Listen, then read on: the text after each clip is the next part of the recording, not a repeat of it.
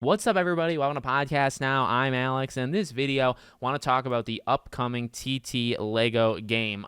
When could we see it? Could it be Gamescom? Remember, we go back, I think, around February, whatever day that was. I'm sure we'll live in infamy, even though I can't remember the day. Monolith closes, Wonder Woman, all that jazz. Same time-ish, we have Jason Schreier that goes on Kind of Funny, talks about everything that WB Games did wrong, but also throws in a little interesting thing that there is a Lego game being made and worked on. And we just had, I think, two different Lego games announced at Summer Game Fest. So it's like we're in this era of just not just TT Games doing it. So it's something to maybe keep in mind, that there's a little bit more competition out there, which is cool, and I think that's a good thing. But we got two Lego games there, but Jason Schreier talks about that next year, 2026, they're actually going to release a game, and that obviously got all of us thinking, okay, well, when would you announce it? I think it's interesting because you could argue, like, well, they need it. Like, they need an announcement, so sooner the better, right? Because they really don't have next to anything. You could also argue, even the picture behind me, Lego Star Wars. I mean, Lego Star Wars it's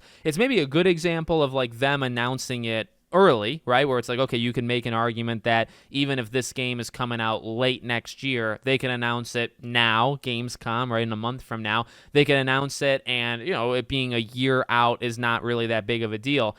So you could go to Lego Star Wars and say, well, that was announced years and years and years before. Yet again, don't know if it's the greatest example, because that game was delayed and delayed and delayed and had problems, kind of behind the scenes. So it's interesting where it's like they kind of need it, in terms of like a big announcement, just something to, even if it's a distraction, right? Where it's like, hey, we have Hogwarts Legacy 2, and I'm sure they have some DC games, but these are things that are going to take years and years and years. This is the game that is next up. Like, they realistically can get this thing out relatively soon.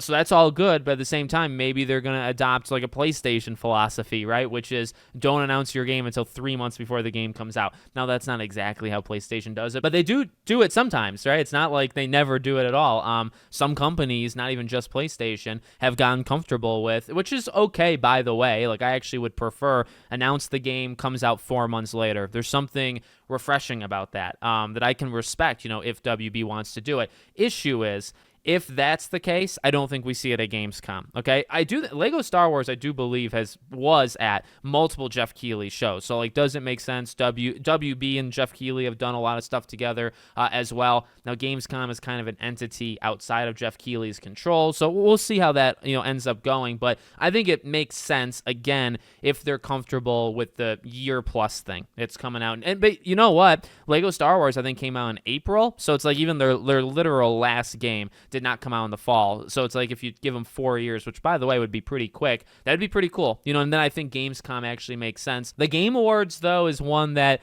makes me think it's not Gamescom, right?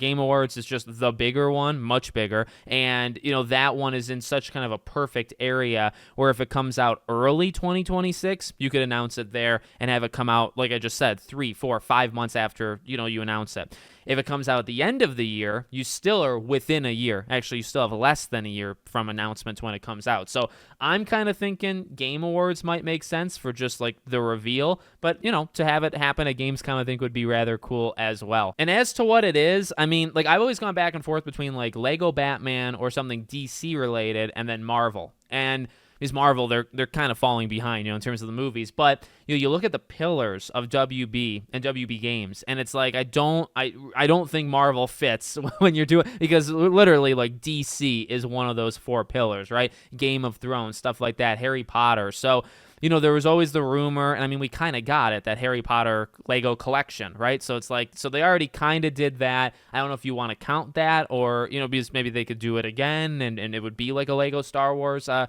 Skywalker saga type thing, or I think a Batman DC type thing. I'm going to assume, like, the game that they're doing lines up with the pillars of WB Games. Because if it doesn't, I feel like that's just kind of weird, right? I mean, I think Marvel actually would have made the most sense if those pillars did not exist. I just don't see them touching that when they want to grow the stuff that they quite literally own, right? So I would kind of lean like a Lego Batman, and, with Batman Part 2 or the Batman Part 2 coming out, and DC getting going, Superman, etc., Supergirl next year, right? Like I do think it actually makes sense to go deep Lego form even with those type of things as well. So I would probably lean that honestly more nowadays. So let me know what you guys think in the comments. Make sure as always you're subscribed to the channel, bell icon turned on, and I hope to see you all on the next one.